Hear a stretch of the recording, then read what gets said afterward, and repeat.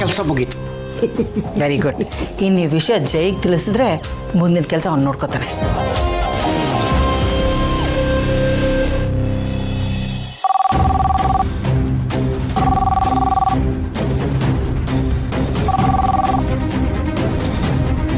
Hello, vitamin M arrange ಆಯ್ತಾ? ದುಡ್ಡು arrange ಆಗಿದೆ. ಎಲ್ಲಿಗೆ ತರಬೇಕು? ಹೇಳ್ತೀನಿ. ನಾನೇ ಫೋನ್ ಮಾಡಿ ಎಲ್ಲಿಗೆ ತರಬೇಕು, ಎಷ್ಟು ತರಬೇಕು ಅಂತ ಹೇಳ್ತೀನಿ. ಓಕೆ,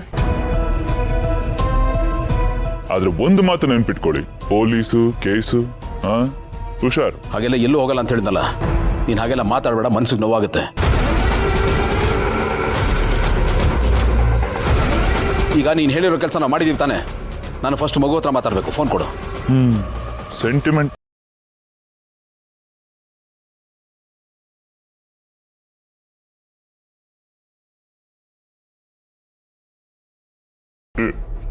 ಈಗ ನಿನ್ ಮಾವನ್ಗೆ ಫೋನ್ ಕೊಡ್ತೀನಿ, ಮಾತಾಡು ಆಯ್ತಾ? ಪುಟ, ಮಾಮ, ನನಗೆ ತುಂಬಾ ಭಯ ಆಗ್ತಿದೆ. ನನ್ನ ಬಂದು ಕಟ್ಕೊಂಡೋಗು. ಹೆದರ್ಕೋಬೇಡ ಪುಟ. ಮಾಮ ನಾನು ಬರ್ತೀನಿ, ಕರ್ಕೊಂಡು ಹೋಗ್ತೀನಿ. ನಿನ್ಗೇನೂ ಆಗಲ್ಲ, ಹೆದರ್ಕೋಬೇಡ ಆಯ್ತಾ?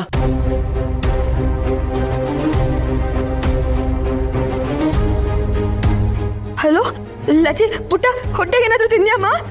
ಡೋಂಟ್ ವರಿ, ಕಾಲಕ್ಕೆ ಏನೇನ್ ಕೊಡ್ಬೇಕೋ ಎಲ್ಲ ಕೊಡ್ತಾ ಇದೀವಿ.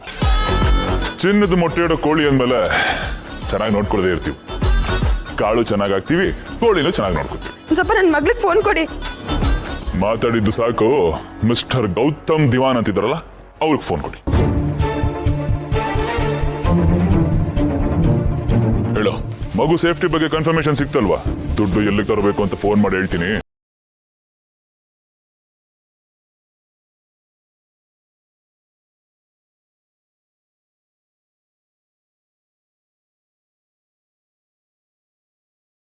ಇರ್ತೀರಲ್ಲ, ಏನಂತ ದುಡ್ಡು ಎಲ್ಲಿಗೆ ತರಬೇಕು ಅಂತ ಹೇಳಿ ಮತ್ತೆ ಫೋನ್ ಮಾಡ್ತಾನಂತೆ. ಮತ್ತೆ ಮಿಸ್ ಆಯ್ತು ಸರ್.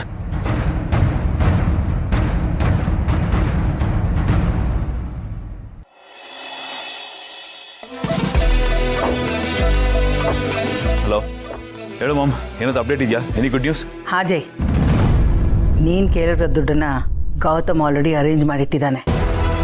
ಅವನ ದುಡ್ಡು ಅಲ್ಲಿ ತಗೊಂಡು ಬಂದಾಗ ಅದನ್ನು ಹೇಗೆ ತಗೊಳ್ತೀಯ, ಯಾರ ಮೂಲಕ ತಗೊತೀಯ ಅಂತ ಮೊದಲೇ ಪ್ಲಾನ್ ಮಾಡಿಟ್ಕೋ. ಆ ಪ್ಲಾನ್ ಆಲ್ರೆಡಿ ನನ್ನ ಮೈಂಡಲ್ಲಿದೆ ಮಾಮ್.